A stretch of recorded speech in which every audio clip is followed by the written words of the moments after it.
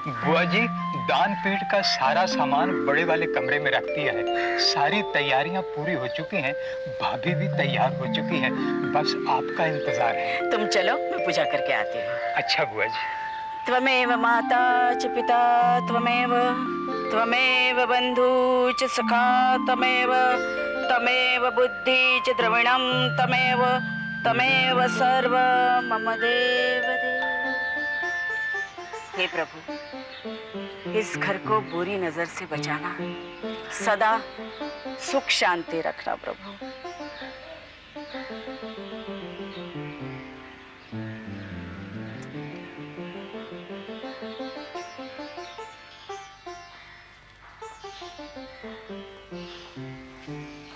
नमस्ते मालकिन। नमस्ते मालकिन। नमस्ते नमस्ते नमस्ते। बैठो।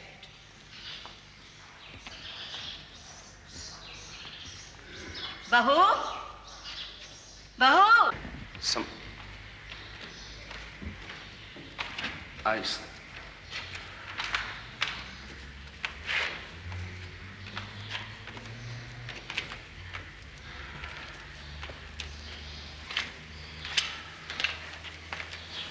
सदा सुहागन रहो बेटी। ईश्वर तुम्हारी गोद बेटे से भर दे। माधव, ये ईश्वर भक्तों को अपने हाथ से दान दक्षिणा दो और उनका आशीर्वाद दो। जी आओ। आओ।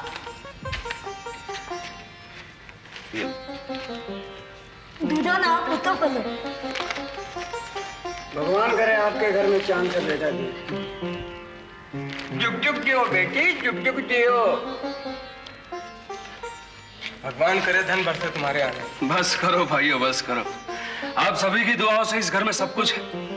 बस इतना आशीर्वाद दीजिए कि इस घर की खुशियां हमेशा बनी रहे और ये दान धर्म का सिलसिला कभी खत्म ना हो। ये तो आपका बड़ा पाना रहा है बाबू।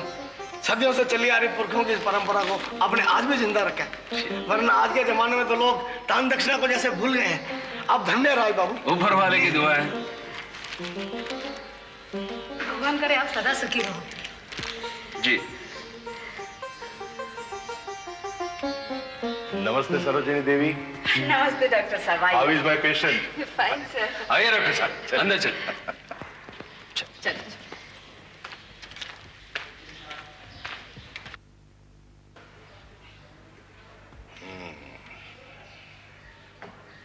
अरे भाई, बच्चा तो बहुत एक्टिव है, हैं? Keep smiling, everything will be fine. घबराने की कोई जरूरत नहीं है mister Raj. She is absolutely normal. मैं कुछ दवाइयां लिख के देता हूं, आप मंगवा लीजिए।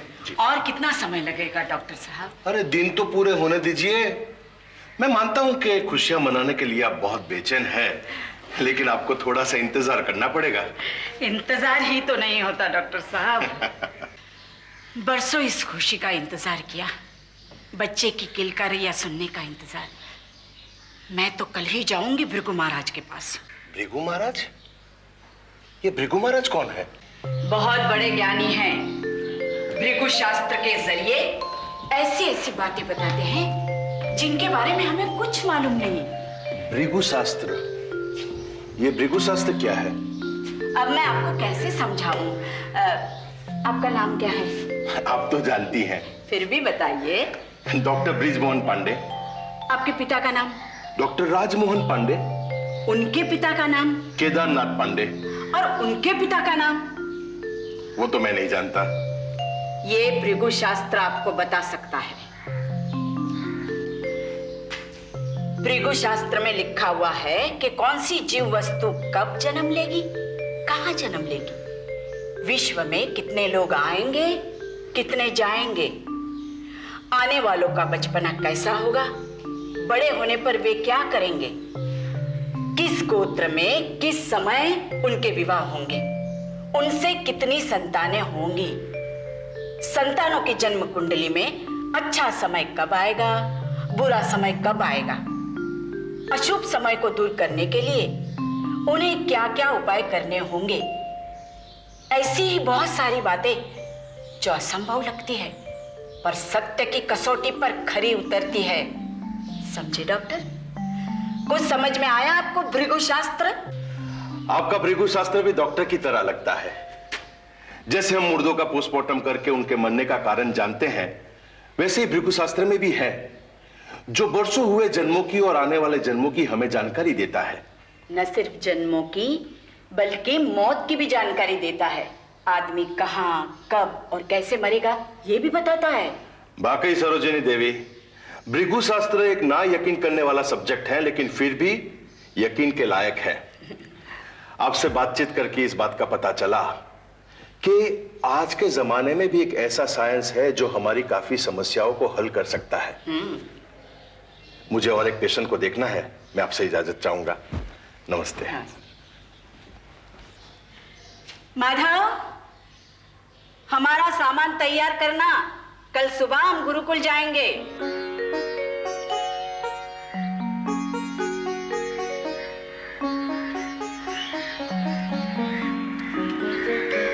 प्रणाम माते, गुरुकुल में आपका हार्दिक स्वागत है। आइए पधारिए, आइए आइए माते।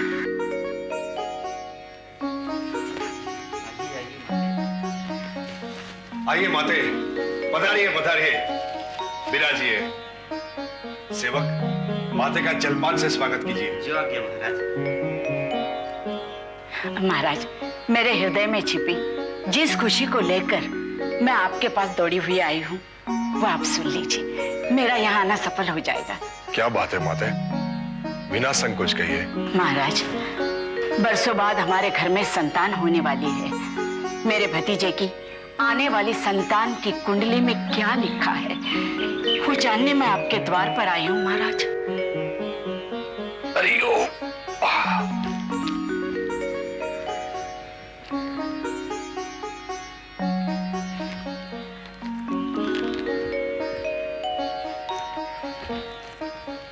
माते, क्या नाम बताया आपने आपके भतीजे का?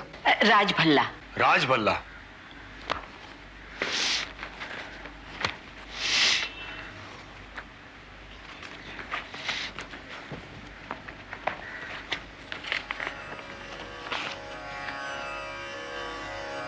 उनके पिता का नाम विष्णु कुमार भल्ला था?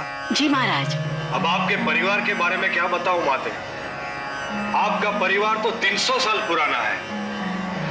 आपके पूर्वज महान हस्तियां थी। आपके परिवार में जन्म लेना सौभाग्य की बात है और आप भी प्रशंसा के पात्र हैं, क्योंकि आपने आपके पूर्वज के रीत रिवाज को कभी नहीं तोड़ा, दान पुण्य की धारा को कायम रखा है। मैं ईश्वर से प्रार्थना करूंगा कि आपके परिवार पे हमेशा कृपा दृष्टि रखे।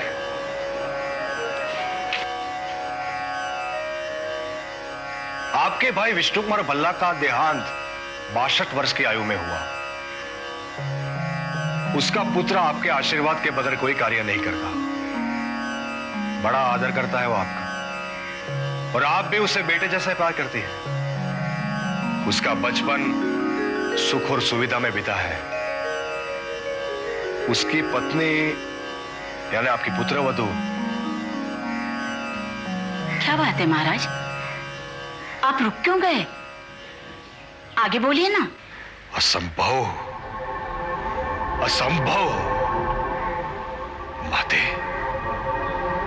आपकी पुत्रवधू की होने वाली संतान माघ अमावस की रात को होगी। बालक के रूप में जन्म लेने वाला बच्चा। क्या हुआ महाराज? माते,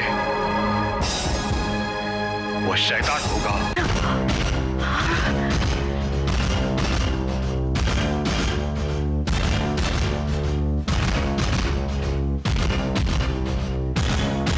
नहीं नहीं महाराज, नहीं, कह दीजिए कि झूठ है, गलत है, बेबुनियाद है। अभी अभी तो आपने कहा था कि हमारे परिवार में महान व्यक्तियों ने जन्म लिया। हमारे परिवार में जन्म लेना सौभाग्य की बात है, फिर ये क्यों? नहीं नहीं, ये न्याय नहीं है, अन्याय है महाराज, अन्याय है। माते, ये मैं नहीं, भृगु शास्त्र कह रहा है। पर क्यों? हमारे परिवार में ही क्यों?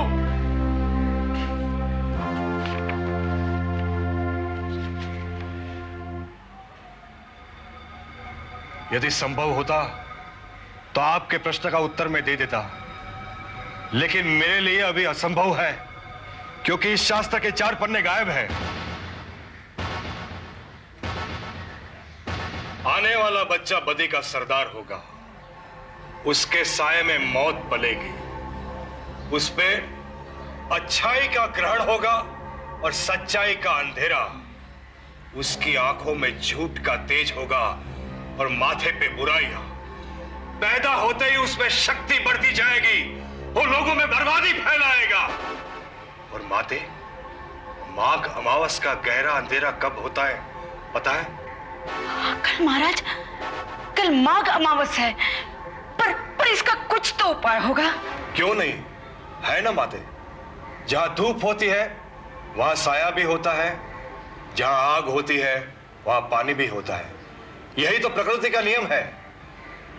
अगर यह बच्चा 12 बजे से पहले पैदा हो गया तो संतात्मा होगा, ईश्वर का प्रकाश उसके चेहरे पर प्रकट होगा, सच्चाई और अच्छाई का प्रतीक होगा, उसमें 100 गुण होंगे, वो माँ बाप का आदर करेगा, परिवार को उससे बहुत बड़ा लाभ होगा, परिवार को सफलता के शिखर तक पहुंचा देगा। लेकिन अगर वो बच्चा रात को 12 बजे या 12 बजे के बाद पैदा हुआ तो? नहीं महाराज, वो बच्चा 12 बजे से पहले ही पैदा होगा, पहले ही पैदा होगा। ईश्वर तुम्हारी मनोकामना पूरी करे, उसी में ही ध्यान लगाओ, भूखों को खाना खिलाओ, प्यासों की प्यास बुझाओ, प्रार्थना करती रहो। अगर उसने चाहा तो सब ठीक हो जाएगा, वरना बहुत बड़ा अनर्थ होगा, बहुत बड़ा अनर्थ होगा।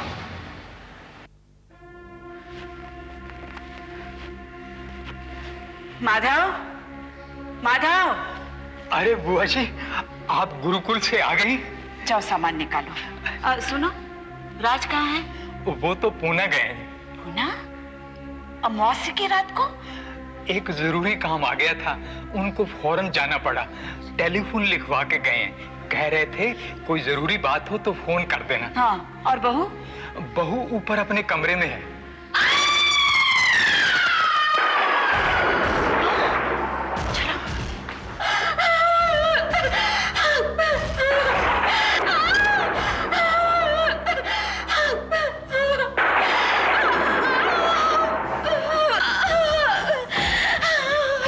नहीं बेटी नहीं, थोड़ा सब्र करो, मैं आ गई हूँ ना, सब ठीक हो जाएगा बेटी, सब ठीक हो जाएगा। बुआ जी, मुझे फौरन हॉस्पिटल ले चाहिए। इसी वक्त? अच्छा, माधव, तुम राज को पुनः फोन करो कि एकदम अस्पताल पहुंचे। उठो बेटी, उठो।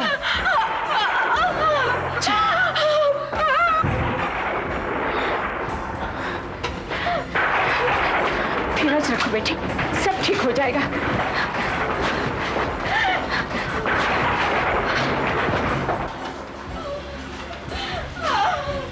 धीरज रखो बेटी, धीरज रखो, सब ठीक हो जाएगा। धीरज रखो। हे भगवान।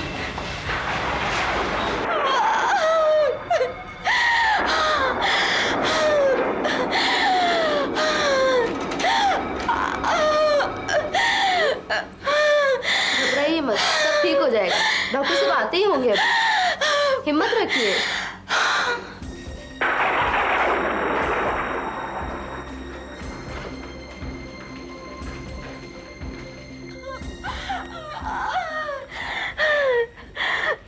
How are you, young lady? Huh? Everything will be all right. Don't worry, okay? Nurse, blood pressure. Normal sir. बाकी पैरामीटर्स नॉर्मल सर। देखा, सब कुछ ठीक ठाक है। Don't worry, everything will be all right, okay? मुस्कुरा दो, चलो चलो चलो। That's good, that's good. Delivery के वक्त मुझे बुला देना।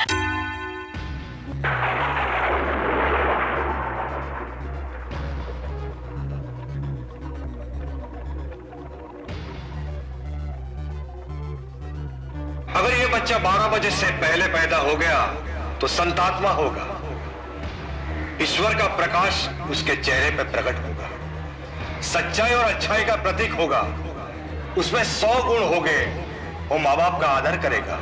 अगर वो बच्चा रात को 12 बजे या 12 बजे के बाद पैदा हुआ तो वो शैतान होगा, शैतान होगा, शैतान होगा।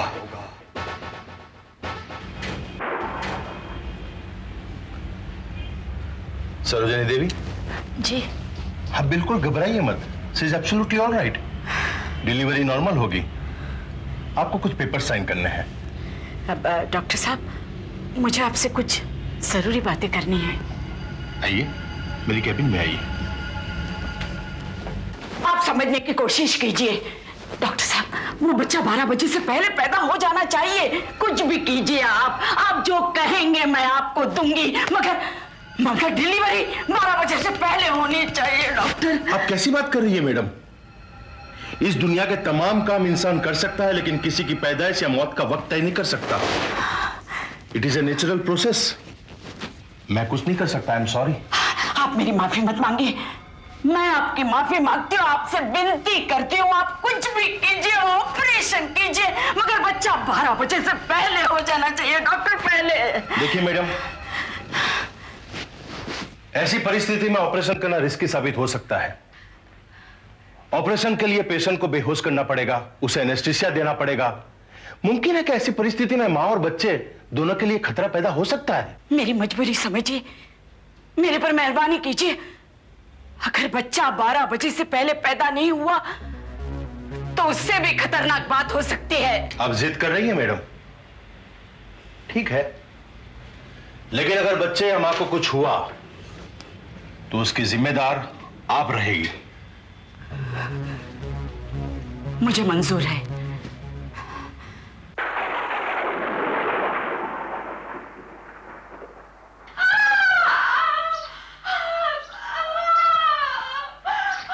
Gloves, please, sister. Please, doctor. Just bear for a few minutes. Everything will be all right, okay?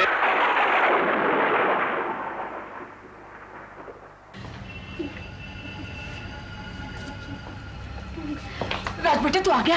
बहू बुआ चिंता मत करो, सब ठीक हो जाएगा, सब ठीक हो जाएगा। ओम ददपुरुषाय विद्महे महादेवाय धियो महाधन्नो रुद्र प्रचोदयात्। ओम तत्पुरुषाय विद्महे महादेवाय धियो महाधन्नो रुद्र प्रचोदयात्। ऑपरेशन की सारी तैयारियां हो चुकी है। Yes doctor. Anaesthesia. Oh my God. हे राम, ये क्या हो गया?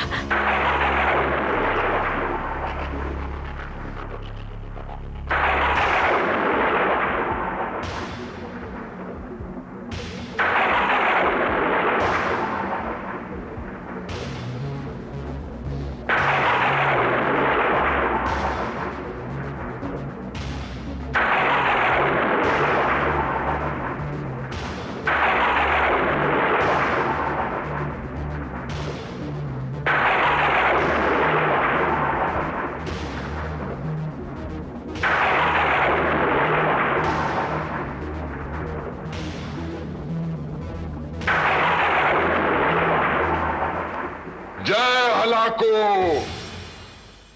जय हलाको, जय हलाको। महाराज ने अपनी आंखें खोल दी। वर्षों की साधना के बाद महाराज ने आंखें खोल दी। महाराज की जय हो। महाराज ने आंखें खोल दी, जरूर कोई शुभ कारण होगा। समय बहुत निकट है।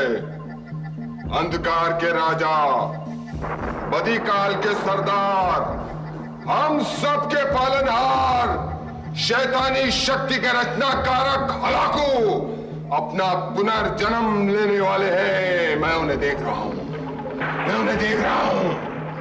स्वागतम महाराज, स्वागतम।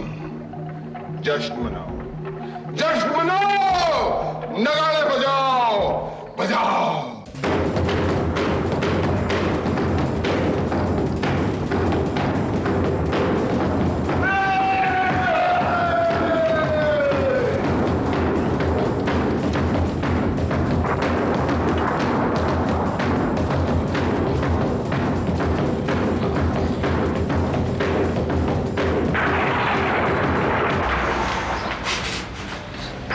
सॉरी सरोजिनी देवी, हमने तो ऑपरेशन की पूरी तैयारी रखी थी, लेकिन बिजली चली जाने से अब हम कुछ नहीं कर सकते। अब डिलीवरी अपने समय से ही होगी। डॉक्टर साहब जल्दी चलिए, पेशेंट की हालत बहुत खराब है। एक्सक्यूज मी,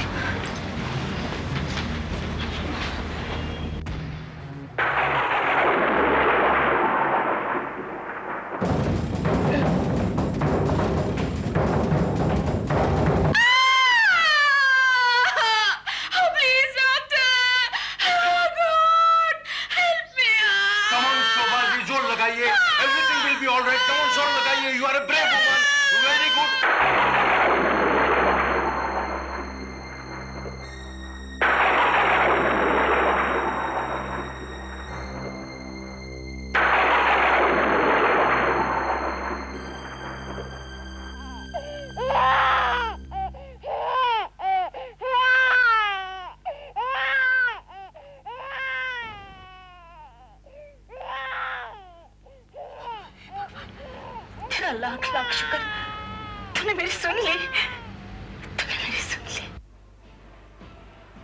धन्य हो प्रभु, धन्य हो प्रभु।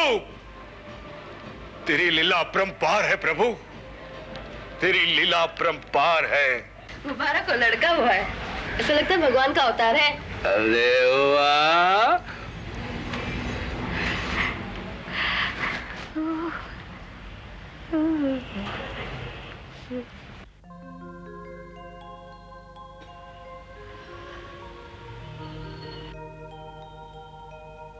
सुंदर, अति सुंदर। ये तो सचमुच ही भगवान का अवतार है।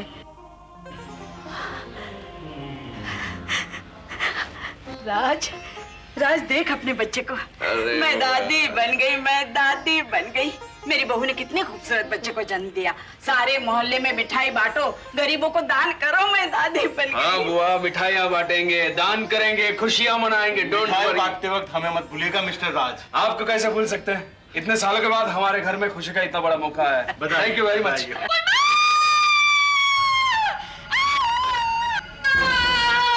माय गॉड, ये तो दोबारा लिवर प्लेट शुरू हुआ है, लेकिन दूसरे बच्चे का तो इंडिकेशन था नहीं, तो ये कैसे हुआ?